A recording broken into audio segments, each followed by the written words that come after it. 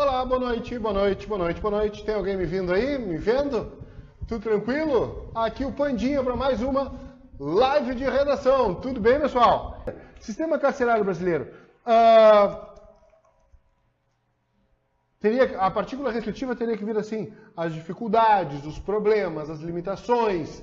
Tá, sistema carcerário brasileiro. Vamos do princípio.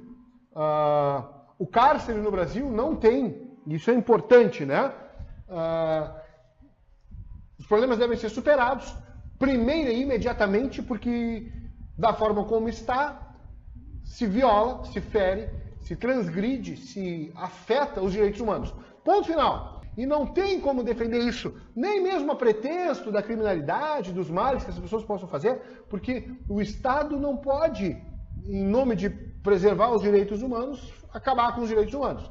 Os direitos humanos são uma realidade que, ao mesmo tempo, ela é forte, do ponto de vista de ideal, ela é muito frágil, porque se o direito de um humano puder ser violado, os direitos humanos não significam nada. Uma das características que é essencial é a sua universalidade. Qualquer indivíduo que possa ser considerado e entendido como humano tem esses direitos, todos eles, em sua plenitude. E se não tiver, está tudo errado. Se um não tiver, os outros também não têm, no sentido de que o que os outros têm é privilégio e não direito humano. Não sei se vocês conseguiram linkar uma coisa com a outra. Então, vamos lá. Tá, a justiça no Brasil, a legislação, não sou advogado, mas assim, vamos lá, o que é o texto assertivo argumentativo? Eu não posso perder isso de vista. É um texto que usa conhecimento para defender uma tese sobre um problema da sociedade onde eu vivo. Esse problema é colocado para mim como uma problemática e eu tenho que apresentar uma proposta para mudar isso. Uma intervenção que modifique isso. Excelente, beleza, nenhum problema. Os problemas sociais que vão estar ligados à questão do cárcere no Brasil tem que levar em consideração, eu tenho que identificar isso como uma problemática social, também pelo seguinte: se eu identifico a sociedade onde eu vivo, eu conheço o ordenamento jurídico, o código de regras que rege, que faz funcionar essa sociedade onde eu vivo. Eu conheço as regras do jogo. As regras do jogo, na sociedade em que nós vivemos, são as leis.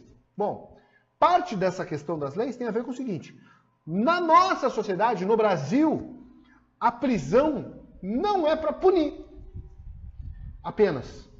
A prisão tem um papel educativo, de ressocialização. Portanto, a prisão ou o sistema carcerário tal qual funciona hoje não tem sentido nenhum. Porque além de não ressocializar, além de não educar, além de não consertar o que está errado, tem uma perspectiva de consertar o indivíduo, além de não consertar o que está errado, estraga o que estava só um pouquinho quebrado, vai lá e arrebenta com tudo. Essa desorganização do Estado favorece as organizações criminosas. Por quê? Porque o Estado justamente é desorganizado. É uma zona, a casa da mãe Joana. Todo mundo é ladrão nessa droga, né? Então, assim, como tem muito problema no Estado, nos nossos representantes, mas isso é uma generalização. Todo mundo não existe em redação, mas está permeado gravemente e inequivocamente, talvez irremediavelmente, o Estado pela corrupção, né? Então, é complicado. E aí esse Estado, que é desorganizado, acaba favorecendo as organizações criminosas. O crime organizado, o Estado não. Quem sai ganhando, o crime, a criminalidade. Tranquilo? Não precisa ter 3 agentes interventores. Normalmente eu sugiro 2 agentes interventores. Um principal, que normalmente, comumente, em muitos casos, será o Estado. Em 80%, esse 80% é um número absolutamente aleatório. É simplesmente para mostrar que em grande parte dos casos será o Estado, exceto em casos específicos, como liberdade de imprensa, na publicidade, etc, etc. Tá, mas ou casos subjetivos, que o Estado não tenha como contribuir mesmo. E é possível, e aí o Estado pode fazer, talvez, 2 ações ou 3 ações, fazer mais de uma coisa. Ou eu ainda posso dizer, é preciso que o Estado faça tal coisa através dessa medida. Talvez seja interessante. E colocar sempre um segundo agente interventor pode ser interessante, não ser sempre mesmo. Não tem uma regra para isso. O texto tem que ficar bom. A tua proposta de intervenção tem que ter força e contundência para, de repente, modificar a sociedade. Ela tem que ser exequível, ou seja, tem que ser passível de ser realizada. Tu precisa apresentar os meios que tu vai utilizar para isso. Se não tiver os meios, está tudo errado. Tá? E, sei lá, talvez seja interessante colocar mais de um. O próprio indivíduo, e aí tu vai pensar de acordo com o tema e como tu compreende o indivíduo, como membro da sociedade, como protagonista do próprio destino, como parte de uma estrutura social, como membro, como integrante da natureza, de um ecossistema. Aí depende da temática, tu vai pensar no ser humano sob uma ótica, né? Isso aí pode ser interessante. Ideias do combate à homofobia. Dentro do que eu pesquisei, do que eu li, a legislação específica que criminaliza a homofobia não foi aprovada ainda. Então, cara, a primeira iniciativa é criminalizar a homofobia, ponto. Né? Criminaliza a homofobia. Porque há de se entender o seguinte, racismo foi criminalizado. E tá certo, ninguém vai ser tão imbecil de questionar isso. Cara, racismo é crime, cara, tem que ser preso em flagrante e, sei lá, cumprir o que determina a lei. Que diferença tem racismo de homofobia? Ou qualquer outra forma de preconceito nesse nível? Cara, acabou.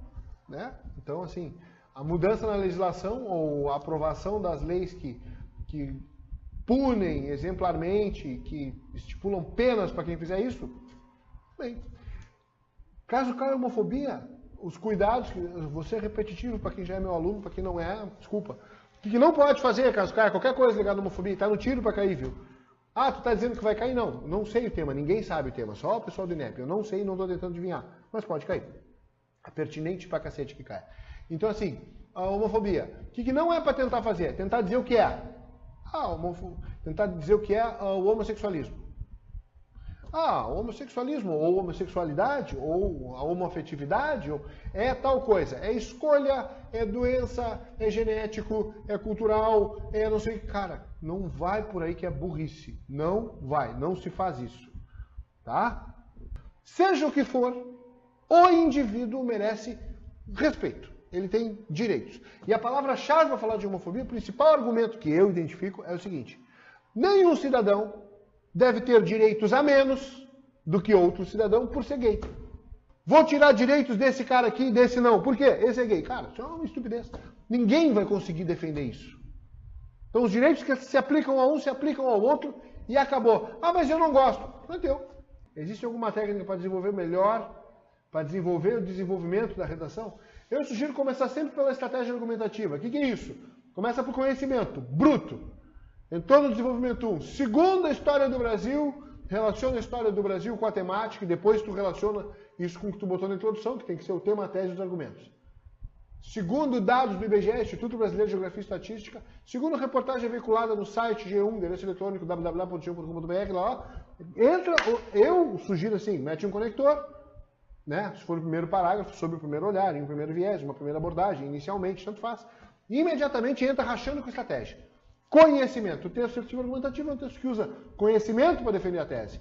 Desenvolver tem a ver com isso. Ideias de pessoas que são renomadas, de especialistas, de filósofos, sociólogos, antropólogos, pensadores, psicanalistas, autores, tá? E relacionam com a problemática. Eu pego números e relaciono com a problemática. Eu pego um contexto histórico e relaciono com a problemática. Eu pego uma área de conhecimento e relaciono com a problemática. Argumentar é isso, relacionar as coisas. Dizer, isso aqui tem a ver com aquele outro. Tá, pronto, simples. Tá bom? O tema vai te apresentar uma problemática social. Seja qual for essa problemática social, se ela incide, se ela atua, se ela tem reflexos, se ela atinge Brasil, esfera Brasil, ela está sob uma perspectiva democrática, porque o Brasil é uma democracia, sob uma perspectiva capitalista, porque o nosso sistema econômico é capitalista, ela está sob uma perspectiva globalizada, porque vivemos uma globalização, ela está sob uma perspectiva técnico-científico e informacional, terceira revolução industrial, porque vivemos esse período. Ela está sob uma perspectiva de sustentabilidade. Então todas essas coisas se relacionam com qualquer temática que apareça. E seja qual for a temática, ela deve respeitar os direitos humanos. Cara, acabou. Se for esfera Brasil, tem que obedecer o que está previsto na Constituição, inclusive a cláusula de isonomia do artigo 5º, que diz que todos são iguais perante a lei, independente de raça, cor, credo, sexo ou qualquer outra possibilidade, variação ou classificação. Cara, qualquer que seja o tema, ele vai estar sob este guarda-chuva. Então, se eu sei falar sobre essas coisas, dane-se o tema. Qualquer coisa que cair, eu vou arrastar para isso e vou falar disso. Tranquilo? Professor, posso dizer na redação, especialistas indicam o quê? Especialistas indicam, estudos denotam, pesquisas revelam. Isso é fugido... Isso é mentira, isso é fugir do troço. Tá? Isso é boataria, né? É tu chegar num cara e dizer assim, olha, estão falando que tu tal coisa. Cara, estão falando. tá? Então, ou tu diz assim, ou tu dá nome para os bois, ou tu bata a culpa numa área da ciência. Segundo a antropologia, e segura, azar. Segundo a sociologia, bom, sociologia os caras falam tanta coisa diferente, é melhor do que pegar e jogar na conta dos especialistas indefinido e indeterminado. Foi falado intervenção militar, será que não seria o tema deste ano? Cara, eu acho que intervenção militar, como tantos outros temas, cai naquilo assim, seria um tiro no pé para o governo da possibilidade de que um número grande de pessoas se manifeste a favor de uma coisa dessas. Então, acho que não é pertinente. Cara, seria uma surpresa muito grande se alguém colocasse isso. Mas vamos lá. De que forma talvez pudesse aparecer? Vamos viajar na maionese aqui um pouquinho. Caso fosse aparecer, poderia aparecer como sob a legitimidade das manifestações que pedem a intervenção militar. Bom, liberdade de expressão no Brasil existe. As pessoas que pedem isso estão cometendo crime. Pois é, tu vai ter que tomar partido sobre qualquer coisa que tu escreva nesse sentido, será um discurso de direita ou de esquerda, ou poderá ser classificado como direita ou esquerda. E essa é uma coisa da qual nós fugimos na redação, porque é burrice pegar qualquer um dos dois caminhos, né? Que nenhum deles leva a lugar nenhum, absolutamente. Na redação e fora da redação. Então, assim, acho que não cai, querido, não cai. Mas pensa argumentos para isso. De qualquer forma, intervenção militar, que quer intervir. Intervenção militar em que medida? Talvez uma intervenção militar dosada e programada, como, sei lá, é o que pode ser entendido que acontece na favela da Rocinha, no Rio de Janeiro.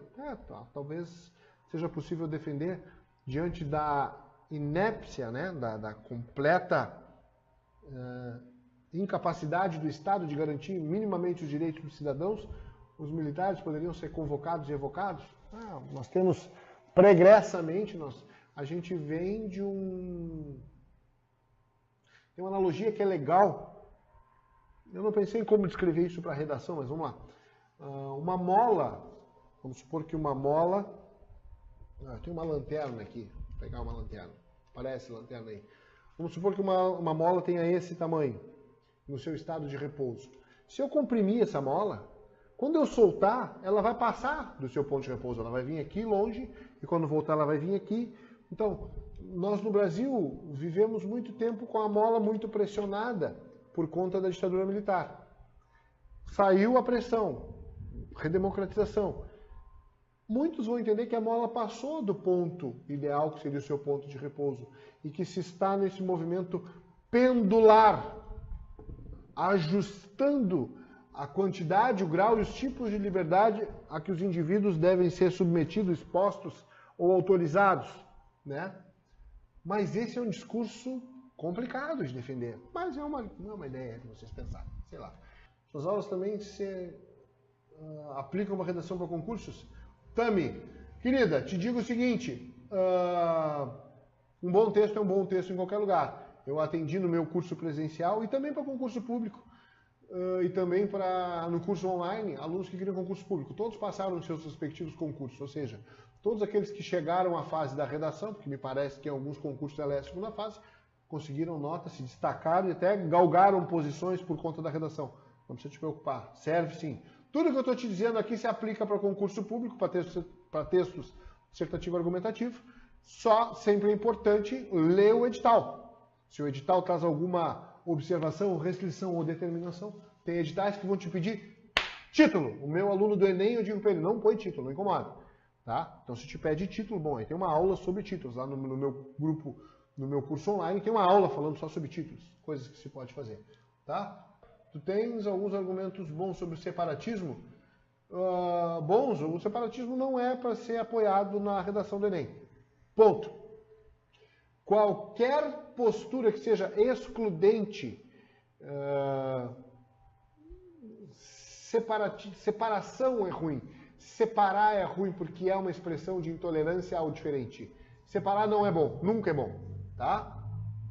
Ao invés de colocar o 12º artigo dos direitos humanos diz tal coisa, posso dizer, segundo os direitos humanos se diz tal coisa, se diz significa diz de si próprio, se diz. É que nem me dei de conta. Não, diz assim, o 12º artigo, o artigo número 12 estabelece, preconiza, determina, vai ficar melhor. Meu tempinho acabou! Vamos embora para minha casa. Não vou para Passargada. Não é Passargada? Acho que é Passargada. Estou aqui também conclamando os meus leõezinhos queridos e amados a partir... Lembrando, dia 30 de outubro não tem live. Na semana do Enem não tem live porque eu estarei em retiro, retirado com os meus leõezinhos do ângulo. Vamos estar no nosso retirângulo, manhã, tarde, noite, madrugada, fazendo tudo juntos, vibrando na mesma frequência, nos preparando para comer com farinha a prova do Enem, ok? De segunda às 8 da manhã até quinta às 8 da noite, com um belíssimo jantar, junto com os pais e a minha equipe maravilhosa de professores, estaremos nos preparando em retiro espiritual, ano sabático, período de reclusão, sem comunicação com o mundo, sem internet, sem rede social, sem nada. Estaremos nos preparando para esse grande desafio e para as coisas boas que dele vão derivar. Beijo!